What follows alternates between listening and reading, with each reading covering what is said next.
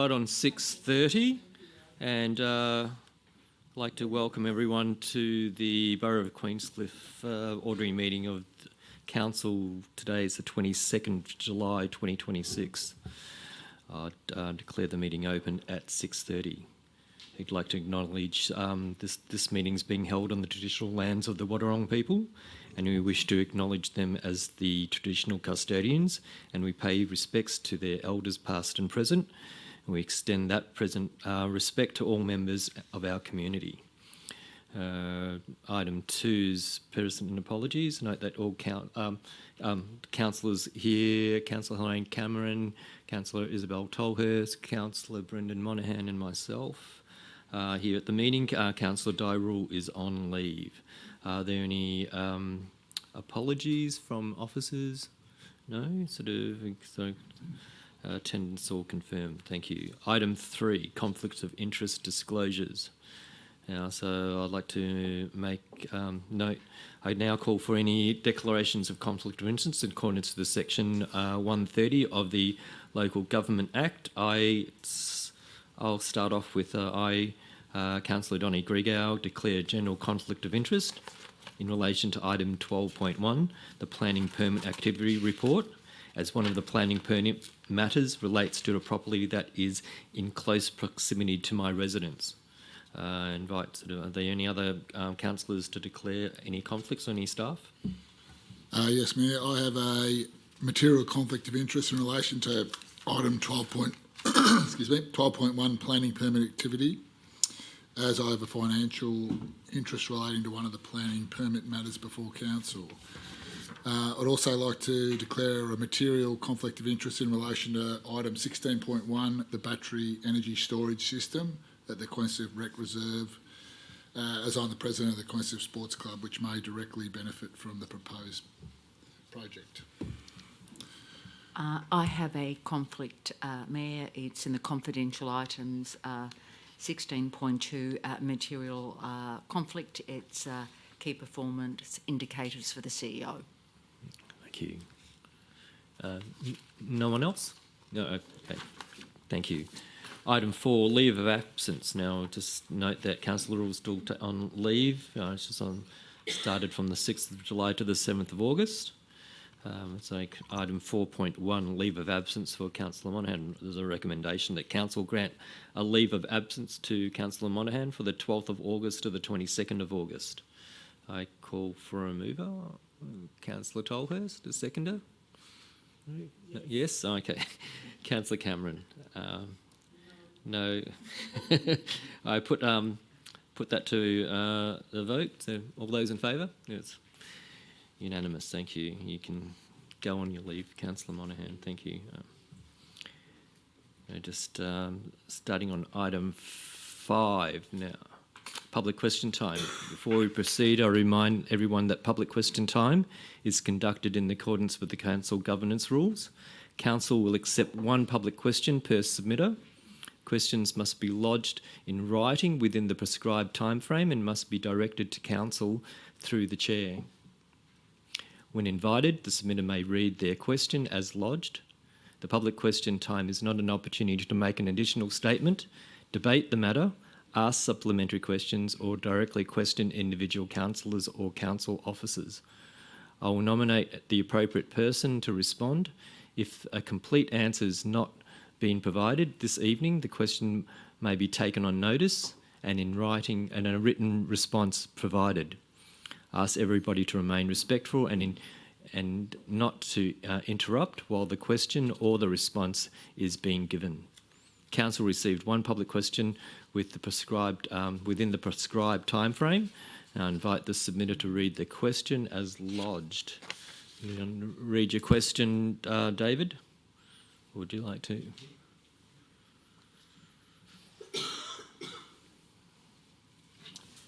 Thank you, Mayor. Are these on? It's that one. Okay. In firstly forwarding the question, we've been respectful and mindful of governance rules, etc., and complaints procedures and whatever policies council David, have initiated. can I just remind you about the rules of the the questions. Can you read your question? Yes. We acknowledge the state government claims that 2 trial neighbourhood batteries in the Recreation Reserve will enable cheaper power bills, more renewable energy and more resilient power in extreme weather.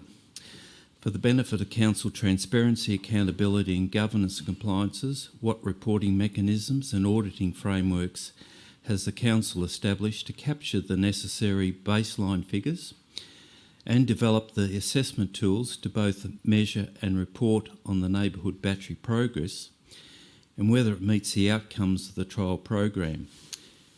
We sent a supplementary question relating so to David, whether... that's your question. So we're sticking to the rules. So I call for the Manager of Infrastructure and Environment to make the response. Stuart Hanson, thank you.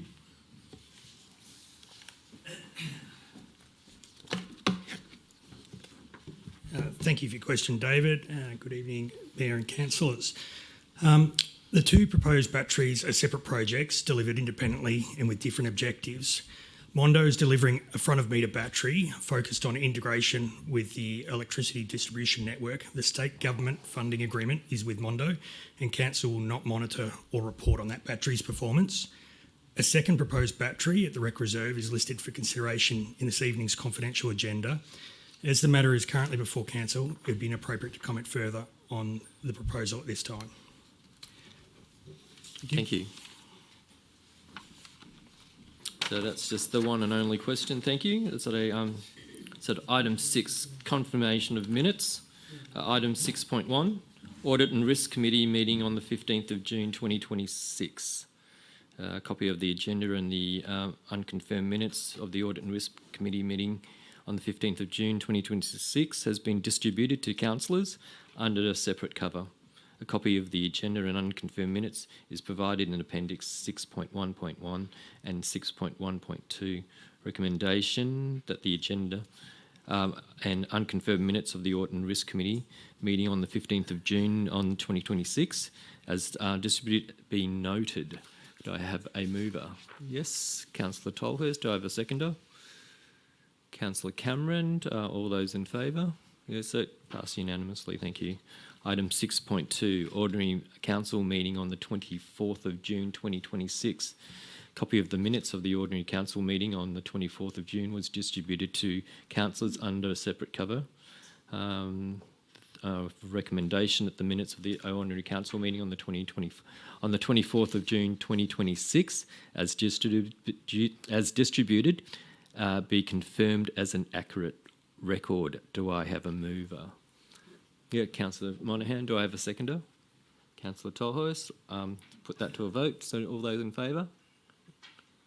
I would be unable to vote as I was not attending to... Abstain then? So thank you.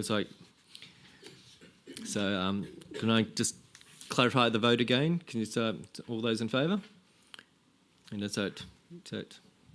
And then all those against? Anyone abstaining?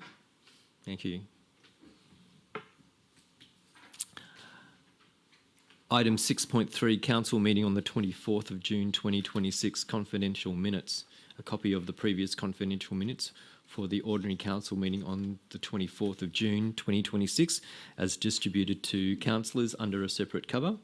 We have a recommendation that the confidential minutes of the Ordinary Council meeting on the 24th of June 2026 as distributed be confirmed as a correct record.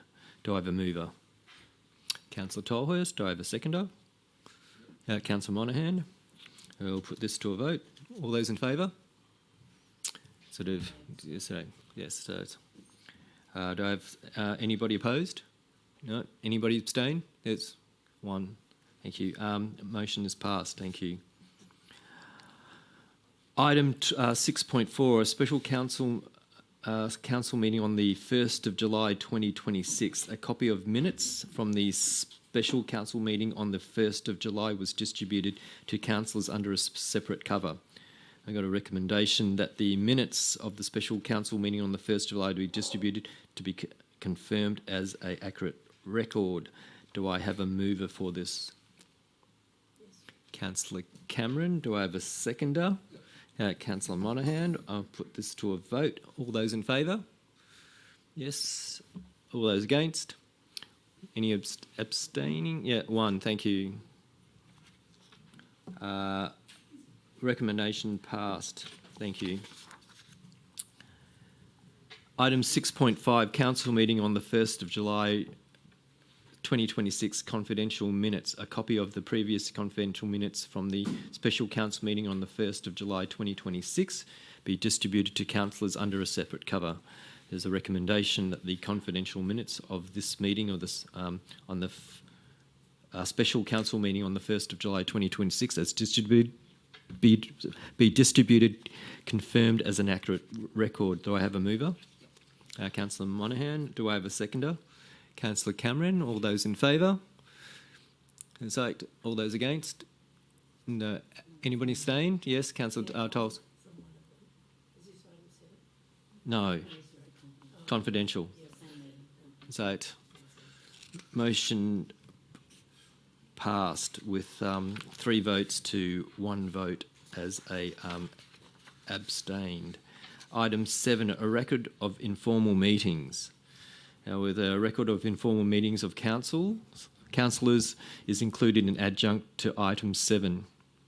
As the 24th of June 2026, the Council Assembly briefing, 6th of July 2026, CEO and Councillor meeting, 8th of July 2026, Councillor Assembly briefing. I have a recommendation that the record of informal meetings of councillors as presented in adjunct to item 7 be noted. Do I have a mover? Councillor Tohos. Do I have a seconder? Councillor Monaghan. All those in favour? Do I have anyone against? No, not against, but I need to abstain from Sorry. Do I want to abstain? Yes, Councillor Cameron. So that's moved. But that's only abstaining from one of the 3 meetings for the 24th of June. No, is it 24th of June? Did you attend or is it correct? Is I it? didn't attend the 24th. But is it noted in the meeting that you attended or? No, Okay. you should put it in. I was saying, but we're just voting on the record that we held these meetings. So, okay, thank you. Motion moved. Thank you. Item 8, notices of motion. Item 8.1, notice of motion status update. There's no notices of motion are outstanding. And item 8.2, notice of motion on notice. There's no notices of motion were received, so there's no need to deal with that. Thank you. Item 9, petitions and joint letters. There's none received for this month. Thank you. Item 10, functions attended. We have a recommendation that the functions attended report be received. Are there any alterations, any additions this month? Okay, then we can I can call for a mover. Who'd like to move this? Councillor Cameron, a seconder? Councillor Tolhurst, all those in favour? Passed unanimously, thank you. Item 11, Chief Executive Officer report. That's 11.1. Have a recommendation. I'll invite the CEO to speak to the paper. Thank you. Thank you, and through you, Mayor. On the 5th of 12th of July, the councillors attended Welcome to Country by Karina Eccles, proud traditional owner. There was a smoking ceremony and sharing cultural knowledge. All people were encouraged to reflect on the importance of reconciliation, and it was held at the Victoria Fisheries Freshwater Discovery Centre. Community grants and event sponsorships were held on the 15th of July at the Point Lonsdale Bowls Club. The event recognised a significant contribution that the community's members make. And, you know, when I think about it, it's about building community belonging, it's encouraging and supporting new ideas. It's about creating connections for well-being, healthier, safer and kinder communities.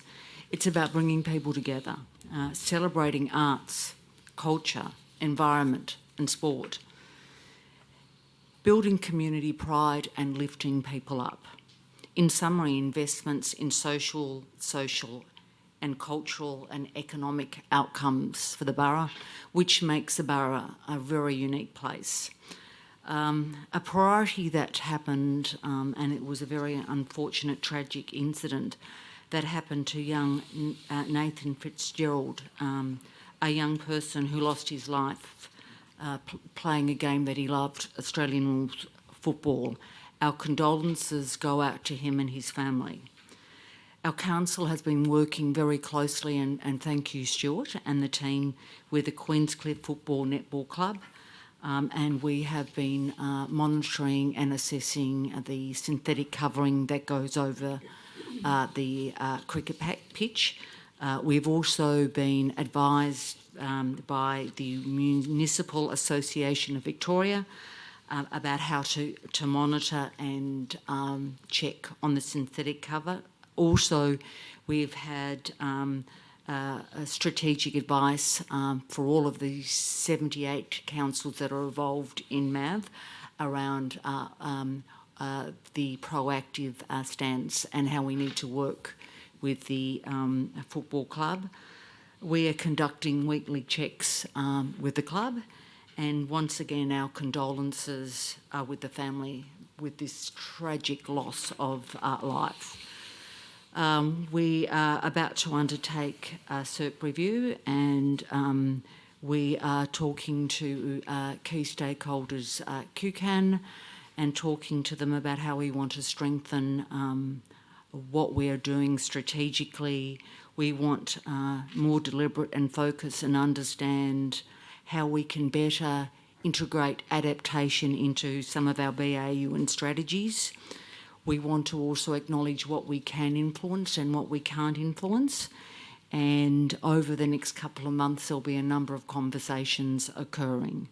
I very clear and very concise around we will have a roadmap which will go to Assembly in August, and then it will go to the council meeting at the end of August, and there will be a clear roadmap. The other thing that I know that it's been on the community mind certainly is the bird flu, and we've been closely working with DECA. As of last night or today, there were no outbreaks recorded in Victoria. We're working through with them on a consequence and a response plan, and if there's any additional information that we need to communicate to the community, it'll be through the website. So please be assured that we are monitoring this situation and working with key agencies. The other important point that I really want to make is on the 31st of August, we're having a listening post session, and this is an opportunity for community groups, and we are actually going to focus on 3 topical areas so the community have an opportunity to speak to the councillors. It's about heritage, it's about the local economy, and it's about the environment. It will be on the 31st of August, and more information will be disclosed within the next week. And we will also then be doing listening posts at the beginning of 2027 to make sure that the councillors have a real opportunity to listen and engage in really targeted ways. The great news for the community is we found out last week, and we are distributing information as it comes regarding Jessica Malboy, who is playing at Queenscliff this Saturday, and as the Victorian government gives us small snippets of information, we are distributing that as quickly as possible to the community, and especially the traders who are very keen to know what time, when and where, and some of this information as yet has not been disclosed. We only found out about this information last Friday, and further information will be distributed once we actually get further information. Thank you. I actually have a recommendation that that council receive the overseer's report for July 2026. Do I have a mover? Yes? No, I'm going to put it on the table. Put it on the table and you can. Do I have a mover? Yeah, Councillor Tolhurst. Do I have a seconder? So, do you want to? Yes, thank you, Mayor. Great about Jessica Malboy. Please don't forget about Shedding the Blues, who also have a great performance on Saturday morning at 10:30. With that public service announcement out of the way, my question, Jane, is about the aged care service review that's referenced in your report, and just if you could provide some additional detail on what the touch points for the public are in that consultation, noting there's some quite specific stakeholder engagement, but what's the role for the broader community? As you're aware, we rang up every single person that receives Commonwealth home care support package and advise them of the process. There is on the website directions to contact our manager of regulatory services, and also there is Steve's number on the website, who actually is involved and runs aged care, and they can make direct contact with him. All conversations are being recorded and will be included in the report.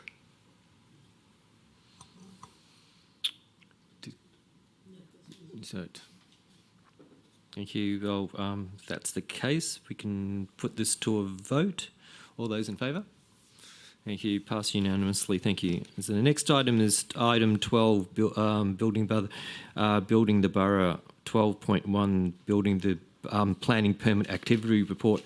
Now, due to myself and Councillor Monaghan declared conflicts of interest on this item, when we won't be able to maintain a quorum, we'll have to defer this item to next month's meeting. So we'll move to the next item, which is 12.2, extension of urban design and public realm asset advisory group.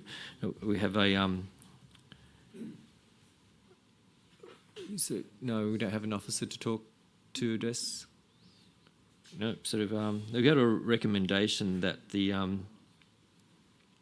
council adopts the urban design and public realm asset advisory group terms of reference as presented, extends the term of reference extends the term of urban design and public realm assets advisory group to for the further 12 months to August 2027 to allow the group to complete their work. Now, do I call a mover on this? Yes, Councillor Tolhurst. Do I have a seconder? Is that? Do I have anyone opposed? No. Yes, yeah, sure. Thank you, Mayor. I'm happy to support this recommendation, obviously, and appreciate that the functional scope of the group is considerable, and that therefore doing the work and doing it well takes time. I'm curious to know if you have any sense of the frequency which you would recommend progress reports be presented to council. I think probably quarterly and stuff, because it's. I think it's important that we got to the stage now that the group actually can call for reports from officers or requests for works, like they've just going through now the what's called wayfinding paper and stuff, and then there'll be other items, and probably they'll request is like street furniture sort of details and things, so they can request sort of reports be done, and then they can report back regarding their recommendations on those. I think that's be the best outcome, to break it down that way. Councillor Cameron, do you have any notes? I think I'll put that to a vote then. All those in favour? So thank you. Pass unanimously. Thank you. Item 13, running the borough. That's got the 13.1, the fourth quarter implementation update. I call on Stuart Hanson, the Manager for Infrastructure and Environment, to speak to this item. Thank you. Thank you again, Councillor Gregor. I'll take the report as read. However, I'll make some brief comments on the quite considerable body of work that is the 25-26 annual plan. Within the report, we note there's the 12 completed projects or activities that were included in the annual plan that are completed. There are a number of multi-year and carry-forward projects that continue to be progressed within the current annual plan. Some of the projects of interest that are worth a bit of a call out at the moment are the wayfinding signing strategy. So Council considered the draft wayfinding strategy in June ordinary meeting and resolved to seek feedback and put the document on exhibition. It's currently on exhibition now and that closes on the 13th of August. There's a link on the website to that draft strategy. The bike park is a multi-year project. The design of the bike park had been completed for some time. However, its construction was dependent on receiving grant funding, and Council was successful in achieving state government funding for the project in April 2026, and we've resumed that the construction phase of that project. So currently there's a complex assessment that's just been completed for a cultural heritage management plan. There's been a draft cultural heritage management plan prepared, ready for submission following a meeting with the traditional owners scheduled for the 4th of August 2026. So the bike park is scheduled for a ribbon cutting in April 2027. We're still well within the contingencies of that project in terms of timelines, so that's well on track. Another activity that's worth noting is the Ocean View kiosk renewal. So following a robust process undertaken in accordance with council policy and state government regulation, a new tenant has been identified to operate a food and beverage business at the Ocean View car park. The lease is currently being finalised and it's hoped an announcement can be made in the coming weeks regarding that operator. The existing Ocean View kiosk is scheduled for demolition next week and the site will undergo some renewal in preparation for the new trader beginning operating before summer this year. Another project that's of great interest, particularly to people in Point Lonsdale, is the TOC H toilet renewal. So that has been, progress of that project has been subject to the approval of a cultural heritage management plan for some time. That is now complete and we've achieved approval earlier in this month. So that project will progress through to the construction phase. There's some formalities in terms of Marine and Coastal Act consent to be signed off now that the CHMP has been signed off and Heritage Victoria approval. And it's hoped that while the annual plan identifies that project wrapping up in April of next year, we hope that is complete. We're hopeful that that's complete during the summer of this year. With that, I'll draw Council's attention to the resolution on page 28. That Council notes the quarterly report update against the annual plan 2025-2026 for the period of 1 April to 30 June 2026. Do I have a mover for the officer's recommendation? Yes, Councillor Tolhurst. Seconder? Councillor Monahan? Yes. Councillor Tolhurst? Oh, sorry, do I have anybody who... I'd like to speak to the Yes, motion. okay. Is that okay? Thank you, Mayor. Thank you, Stuart, for this comprehensive update. There is a lot to be really thrilled with and a lot of projects that have been not so fast moving that are now really progressing and getting to the pointy end, and that's a massive achievement for the council and the win for the community. Like you mentioned, I'd also like to call out the recent approval of the Cultural Heritage Management Plan for the Point Lonsdale Lighthouse Reserve, which enables a number of projects to proceed. This is, in my view, an incredibly important process. It's also an absolutely illegal and, you know, it's a requirement, but it has meaning, and it's really good that we've worked with the traditional owners to get it to there so the projects can carry on. The progress of the Coastal and Marine Management Plan is one I'd also like to call out, and its imminent presentation to Council for adoption is another big upcoming thing that will enable Council to do much, much more on coastal Crown land, bike park progress, and the completion of the solar upgrades on this very building. So thank you for bringing the report, for progressing the projects, and also from a reporting perspective, combining the annual plan updates, but also the strategic projects dashboard, which give us a sort of retrospective but also current view of where things are at. It's great to see. Thank you.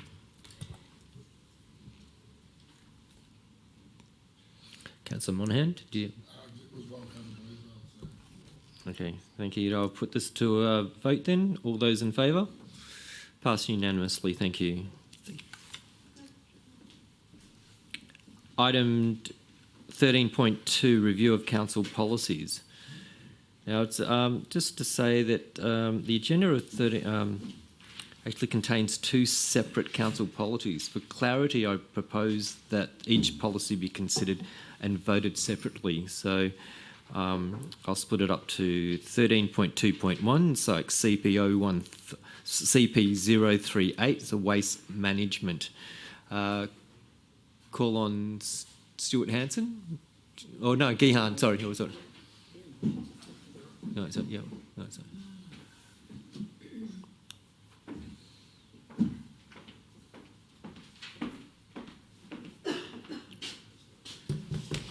Thank you, Mayor.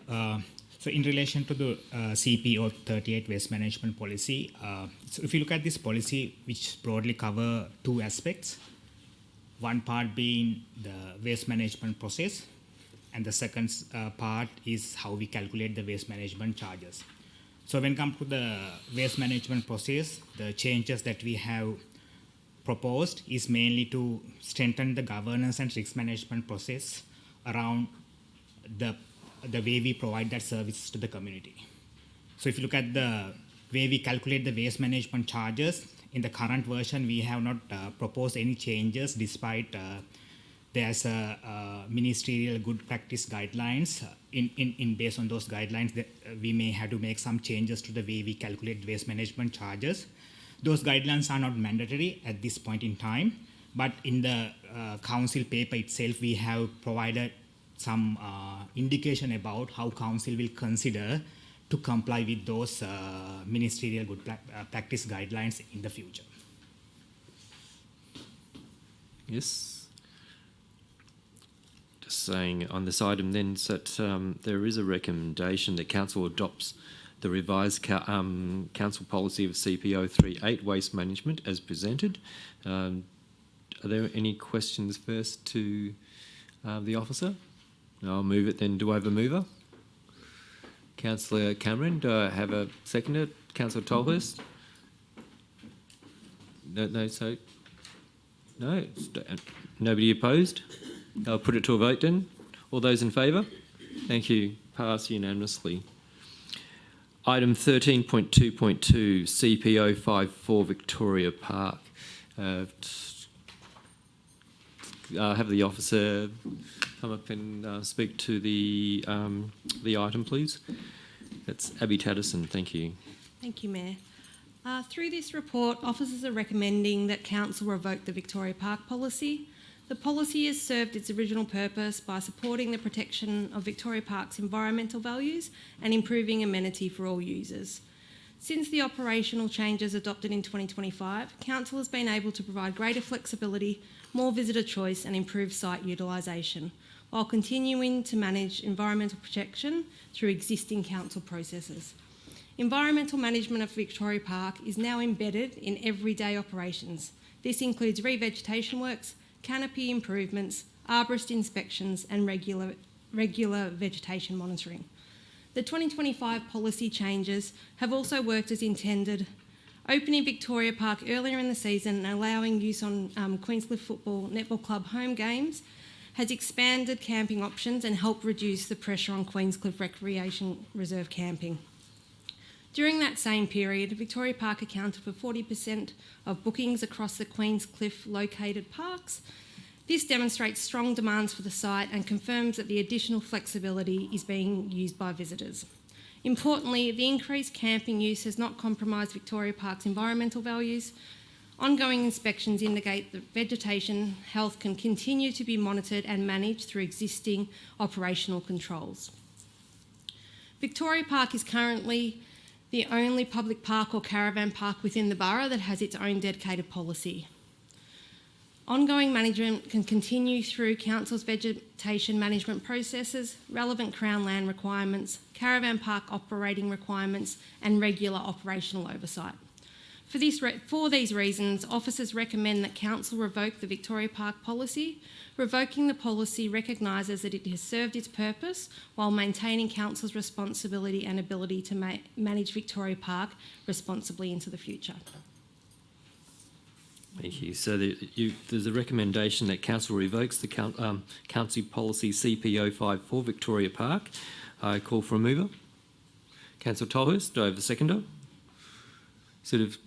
Councillor Cameron. Actually, before I invite for discussion, I only would have one question to all councillors. Like, if you could briefly, have you recently gone gone through Victoria Park? Yes. Only a few weeks ago, a big group, we all went and had a really good look at the caravan park and this site. Councillor, okay. So, Councillor first, yep. Since you were the mover, would you like to speak to the motion? Yeah. Thank you. Sorry, the recommendation. Thank you, Mayor.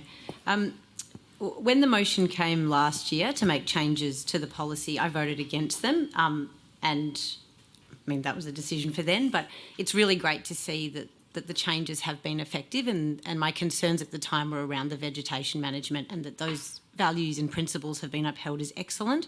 And I do agree with the assessment that many of the elements of the policy have been satisfied since its creation in 2022, and it has been an effective policy required at a time when the park had endured significant damage and needed additional protections. I'd like to thank those who've supported the significant restoration of the park and the vegetation areas, notably the Friends of Victoria Park. And as you referred to, Abby, in May 2025, Council also adopted its own vegetation management policy, which contains many of the key principles covered by the Vic Park policy and will ensure a proactive approach to managing the area and its ecological diversity. I think perhaps the most important part that doesn't change with revoking this policy is that the vegetation reserves created by the policy remain no camping areas, unable to be booked by the public, and that the site then can continue contributing meaningfully to the park's dual use function. So knowing that there's comprehensive coverage and I accept that rationale, I support the recommendation as presented. Councillor Cameron. Totally agree with every word of that, Councillor Tolhurst. So I'll put that to a vote then. All those in favour? Passed unanimously, thank you. So 13.3 Municipal Association of Victoria MAV membership review. Do you have Jenny Book? Would you like to briefly speak? Yes, please, yep.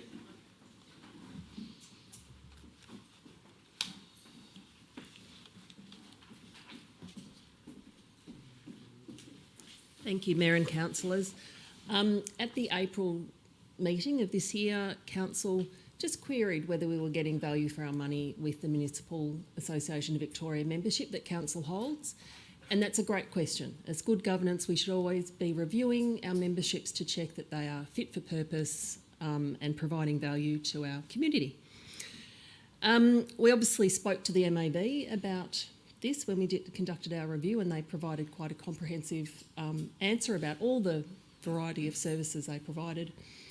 One of the practical things, though, we did with this review was did a simple survey to our key staff across all service areas to say, do you work with MAV? What support do they give you? What would be the consequences if Council withdrew its membership? Some of our staff don't interact with MAV at all, but others replied with this as a critical service, critical in the areas of insurance in our finance department, critical in the areas of providing support in statutory planning, critical for environmental health, but also in aged care. Procurement was a big one. We get access to trade panels and so on tender panels through MAV. They've also, most recently, with the tragedy in Epping, immediately had a sector-wide response that Stuart attended to just get advice from them about next steps. A very simple cost-benefit analysis was performed, and in things like accessing the procurement with the panels, with access to aggregated pricing of the Australian standards, and various funding. We get grant funding for environmental health. It more than enough pays for our membership. So we didn't have to do a further cost-benefit analysis, because doing it accurately for insurance would have been not worth its time in terms of trying to do it accurately. But we know there's a massive benefit there. However, without going to that level, there is a benefit. So it is actually the very clear officer recommendation that we've had the review, we note the benefits and costs, and that we recommend that Council confirms its commitment to maintaining its membership with the Municipal Association of Victoria. Thank you, Jenny.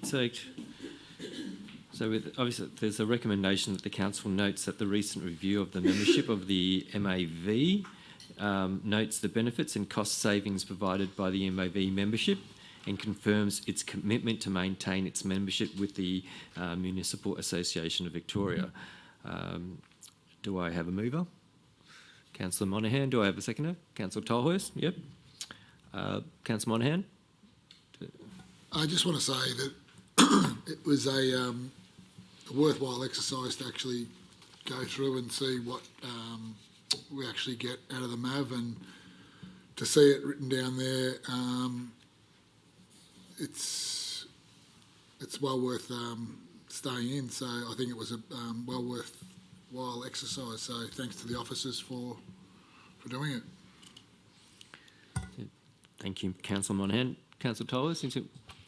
Totally agree with Councillor Monahan's assessment, and just add that it empowers councillors to be able to talk publicly about the value of memberships where they exist or when they're being queried. So agree that it's a really useful exercise, and often, but not always, as the smallest municipality in the state, we have heaps to gain from being part of collectives like this. So glad to see the numbers on paper and the assessment prove that that is absolutely the case. Thank you to the officers for your work. Thank you. Okay, is there anybody else? Okay, no. So I'll put this to a motion. So all those in favour? Yeah, pass unanimously. Thank you. Item 14, questions without notice. 14.1, questions without notice status update. There's no questions without notice that are outstanding. So we'll move to 14.2, questions without notice. Are there any questions without notice, councillors? No, thank you. Okay, then we'll move to item 15, list of council meetings. Got to recommend.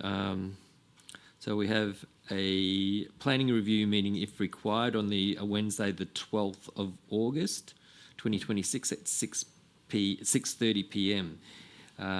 So we'll nominate that. We have a ordinary meeting of council on the Wednesday, the 26th of August, which is the usual fourth Wednesday of the month at 6:30 here at the Queenscliff Hub. We have council listening post on the 31st of August at 5 p.m. here at the Hub as well.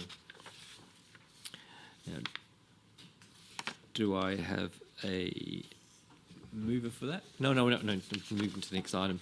Item 16.